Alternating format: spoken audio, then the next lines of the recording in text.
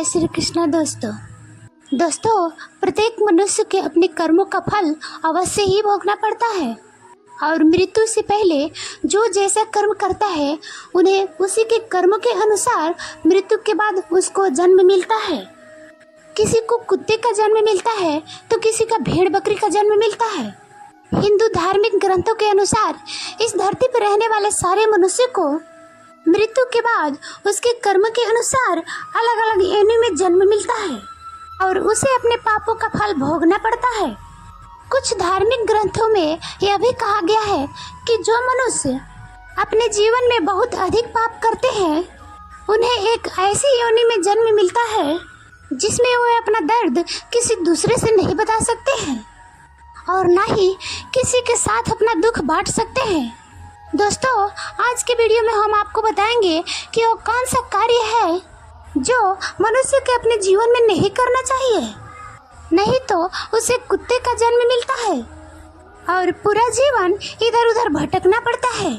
आइए जानते हैं भगवान श्री कृष्ण ने इसके बारे में क्या बताए हैं कि मनुष्य के वो कौन सा पाप है जिसके कारण प्रत्येक मनुष्य को अगले जन्म में कुत्ते का जन्म मिलता है। आइए जानते हैं एक कथा के माध्यम से। इसीलिए मित्रों चैनल को सब्सक्राइब नहीं किया है तो चैनल को सब्सक्राइब करके बेल आइकन की घंटी को दबा दें। दोस्तों एक समय की बात है जब देवी राधा भगवान श्री कृष्ण से मिलने जाती है तो भगवान श्री कृष्ण जी से कहती है, प्रभु जब मैं आपसे मिलने आ रही थी तो मैंने देखा कि एक कुत्ता भोजन की तलाश में इधर उधर भटक रहा था और वहीं पर वो मनुष्य भोजन कर रहा था। तभी वो कुत्ता उसके पास जाकर बैठ गया और कुत्ता सोच रहा था कि अभी ये मुझे भी रोटी खिलाएगा, किंतु वो मनुष्य अकेले ही भोजन कर लिया और वो कुत्ता देखते रह गया, परंतु वो मनुष्य रोटी का एक टुकड़ा भी नहीं दिया उसे। देखते देखते उठकर वहाँ से चला गया। प्रभु इसे देखकर मेरे मन में दो प्रश्न उठ रहे हैं और मैं चाहती हूँ कि मुझे आप दोनों प्रश्न के उत्तर देकर मुझे संतुष्ट करें। तो भगवान श्री कृष्ण मुस्कुराते हुए बोले, हे देवी तुम्हारे मन में जो प्रश्न है मुझे निश्चिंत होकर बताओ, मैं तुम्हारे प्रश्नों का उत्तर अवश्य दूंगा। तो राधा बोली, प्रभु मेरा पहला प्रश्न ये है कि किस पाप के कारण मनुष्य को कुत्ते का जन्म मिलता है। वो कौन सा कार्य है जो मनुष्य के अपने जीवन में कभी नहीं करना चाहिए, नहीं तो उसे कुत्ते का जन्म मिलता है। और मेरा दूसरा प्रश्न यह है कि कुत्ते की रोटी खिलाने से हमें कौन सा पुण्य मिलता है। तो भगवान श्री कृष्ण बोले कि हे देवी मैं तुम्हें एक कथा सुनाता हूँ जिसे सुनकर तुम्हें तुम्हारे प्रश्नों का उत्तर मिल जाएगा, किंतु कथा को पूरा मन लगाकर सुनना। तो देवी राधा बोली, ठीक है आप कथा सुनाइए, मैं कथा को पूरा मन लगाकर सुनूंगी। तो कथा को सुनाते हुए भगवान श्री कृष्ण ने कहा, एक समय की बात है जब भगवान श्री राम अपनी सभा लगाकर अपनी सभा में बैठे हुए थे, तभी उन्हें एक कुत्ते की रोने की आवाज़ सुनाई देती है। तो सभा में मौजूद द्वारपाल से वो कुत्ते को भगाने के लिए कहते हैं। तो द्वारपाल कुत्ते के पास जाता है और उसे वहाँ से भगा देता है। फिर अगले दिन जब भगवान श्री राम फिर से सभा में बैठे होते हैं तभी वो कुत्ता फिर से वहीं पर आके बैठ जाता है और जैसे ही भगवान श्री राम सभा में कुछ कहना प्रारंभ करते हैं फिर से वो कुत्ता जोर जोर से रोने लगता है और इस बार भी द्वारपाल कुत्ते के पास जाता है और वहाँ से भगा देता है। फिर तीसरे दिन जब प्रभु श्री राम सभा में बैठे थे तो फिर से वह कुत्ता आया और उसी स्थान पर बैठकर जोर जोर से रोने लगा। तब भगवान श्री राम ने अपने मन में सोचा कि ये कुत्ता मेरे दरबार में रोज रोज आकर रोने क्यों लगता है, इसे तो कोई मारता भी नहीं है, फिर ये मेरे दरबार में रोज आकर क्यों रोता है। फिर इतना सोचकर भगवान श्री राम ने द्वारपाल से कहा, उस कुत्ते को मेरे दरबार में लेकर आओ। तो द्वारपाल उस कुत्ते से जाकर कहते हैं, चलो तुम्हें श्री राम ने बुलाए हैं। तो कुत्ता बोला, हे मुनिवर कुत्तों का घर राजभवन तथा रसोई घर या गौशाला ऐसे पवित्र स्थानों पर जाना उचित नहीं होता है, मुझे अपवित्र माना जाता है, इसलिए मैं प्रभु श्री राम के दरबार में नहीं जा सकता हूँ। तुम प्रभु श्री राम से जाकर कह दो कि यदि उनको मुझसे मिलना है तो वो यहाँ पर आ जाए, किंतु मैं वहाँ पर नहीं जा सकता। तब कुत्ते की ये बात सुनकर द्वारपाल प्रभु श्री राम के पास जाता है और कुत्ते द्वारा कही गई सारी बातें उन्हें बताता है। और फिर भगवान श्री राम कुत्ते के पास आते हैं और कहते हैं, तुम मेरे दरबार में आकर रोज क्यों रोते हो? या मेरे द्वारपाल ने आपको मारा है या मुझसे कोई गलती हो गई है? तो कुत्ता बोला, नहीं प्रभु, नहीं आपसे कोई गलती हुई है और ना ही आपके द्वारपाल ने मुझे मारा है। तब भगवान राम ने कहा, फिर रोज मेरे दरबार में आकर क्यों रोते हो?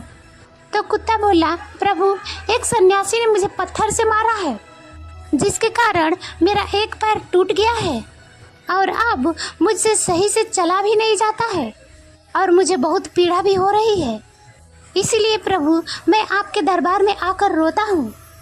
प्रभु, मैंने सुना है कि आप सबका न्याय करते हैं, तो मेरा भी न्याय कीजिए। आप सबका न्याय करते हैं तो मेरा भी न्याय कीजिए और उस सन्यासी को सजा दीजिए। तो उस कुत्ते की इस बात सुनकर प्रभु श्री राम बहुत दुखी हुए और अपने सैनिकों से कहा, उस सन्यासी को मेरे दरबार में लेकर आओ, मैं उसे अवश्य ही सजा दूंगा। फिर सैनिक जाते हैं और उस सन्यासी को प्रभु श्री राम के दरबार में लेकर आते हैं। तो प्रभु श्री राम उस सन्यासी से कहते हैं, क्या एक कुत्ता बोल रहा है वो सब सत्य है?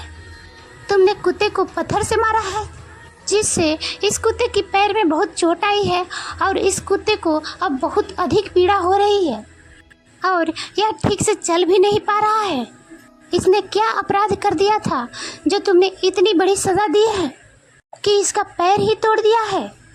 तब वो सन्यासी बोला, प्रभु, मैं अपने झोली लेकर रास्ते से जब जा रहा था तभी एक कुत्ता मेरे पास आया और अपनी पूंछ हिलाने लगा और जब मैंने इसे खाने के लिए कुछ नहीं दिया तो इसने मेरी भिक्षा का अन्न छू लिया था, जिसके कारण मैंने क्रोध में आकर अपने पत्थर उठाकर इसे मार दिया और पत्थर बहुत अधिक बड़ा होने के कारण इसका पैर टूट गया। सन्यासी की यह बात सुनकर प्रभु श्री राम उस सन्यासी पर बहुत अधिक क्रोधित हुए। उन्होंने उस सन्यासी से कहा कि यह कुत्ता एक अज्ञानी जीव है, इसने अपने पेट भरने के लिए ऐसा किया। इसमें इतना ज्ञान नहीं है कि किसी का अन्न नहीं छूना चाहिए, इसीलिए इस कुत्ते ने ऐसा किया। किंतु आप तो एक सन्यासी हैं, आपके अंदर तो ज्ञान है कि किसी भी जीव को ऐसे नहीं मारना चाहिए, फिर भी आपने इस जीव को मारा। इसलिए अपराध तो इस कुत्ते ने नहीं बल्कि अपराध आपने किया है। आप ज्ञानी होते हुए भी इस कुत्ते को मारा है, इसीलिए अपराधी आपको ही माना जाएगा। फिर प्रभु श्री राम उस कुत्ते से कहा, इस सन्यासी तुम्हारा अपराधी है, तुम ही बताओ कि इस सन्यासी को क्या सजा दी जाए। तो कुत्ते ने कहा, प्रभु, इस सन्यासी को किसी नगर के राजा बना दीजिए। ठीक है, प्रभु श्री राम ने कहा, इसे एक नगर का राजा बना दिया जाएगा और उस सन्यासी को सुंदर वस्त्र पहनाकर एक घोड़े पर बैठा दिया और उस सन्यासी को एक महल में ले गए और उसे एक नगर का राजा बना दिया गया। फिर जब वह सन्यासी राजा बन गया तो बहुत अधिक खुश था और फिर मन में सोचने लगा कि वो कुत्ता बिल्कुल पागल ही था। मैंने उसका पैर तोड़ दिया था और उसने सजा देने के बजाय मुझे यहाँ का राजा बना दिया। फिर यह बात किसी को समझ नहीं आ रही थी कि उस कुत्ते ने सजा देने के बजाय इसे राजा क्यों बना दिया।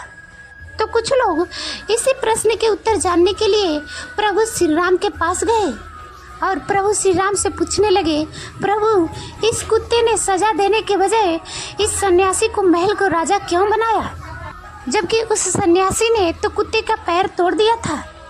तो इस कुत्ते को तो सन्यासी को सजा देना चाहिए। यह बात सुनकर प्रभु श्री राम ने कहा, यह कुत्ते तो प्रश्न का जवाब तो कुत्ते ही दे सकता है कि आखिर उसने ऐसा क्यों किया। तब सभी लोग उस कुत्ते के पास गए और उस कुत्ते से पूछा, आपने उस सन्यासी के साथ ऐसा क्यों किया है? उसे सजा देने के बजाय उसे एक नगर का राजा बना दिया, जबकि उसने तो तुम्हारा एक पैर तोड़ा था। तो कुत्ता मुस्कुराते हुए बोला, तुम जानना चाहते हो कि मैंने उस सन्यासी को सजा देने के बजाय उसे राजा क्यों बना दिया। तो सुनो, मैं भी पिछले जन्म में एक नगर का राजा था और मैं गरीबों पर खूब अत्याचार करता था। मेरे नगर में जितने भी लोग थे सब बहुत अधिक गरीब थे और वो दिन भर खेतों में जो मेहनत मजदूरी करके जो अन्न उगाते थे उसमें से आधा मैं ले लेता था और जो भी मुझे अपने अन्न में से आधा हिस्सा नहीं देता था उसे मेरे सैनिक बहुत मारते पीटते थे और उनके मेहनत का धन मैं हड़प लेता था। पिछले जन्म में मैंने बहुत सारे पाप किए थे, इसी कारण मुझे इस जन्म में कुत्ते का जन्म मिला है और अब मैं पिछले जन्म में किए गए पापों का फल भोग रहा हूँ।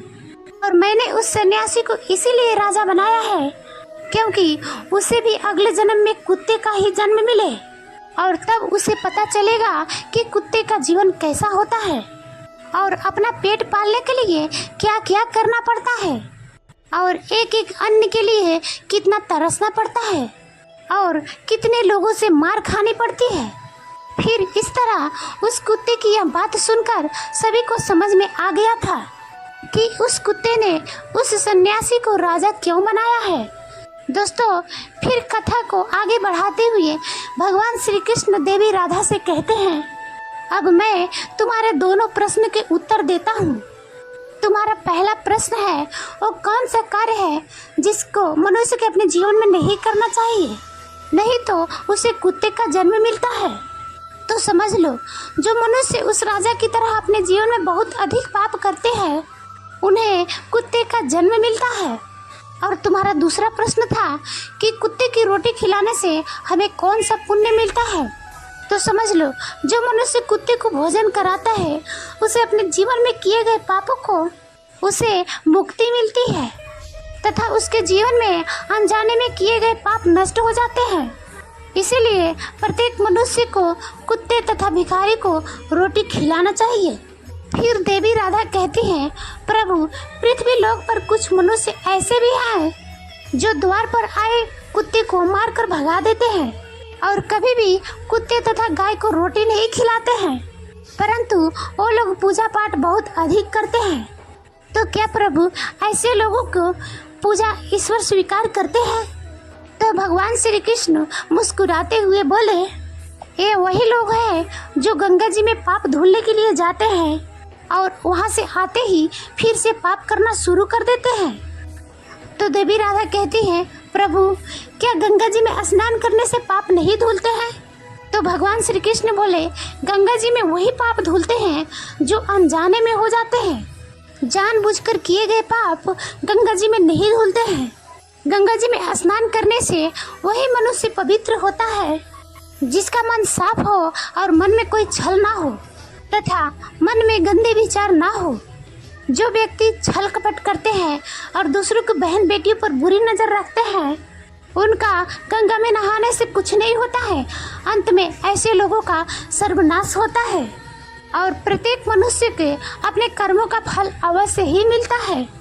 दोस्तों, आपको यह कथा कैसी लगी मुझे कमेंट करके अवश्य बताना। जय श्री कृष्णा दोस्तों।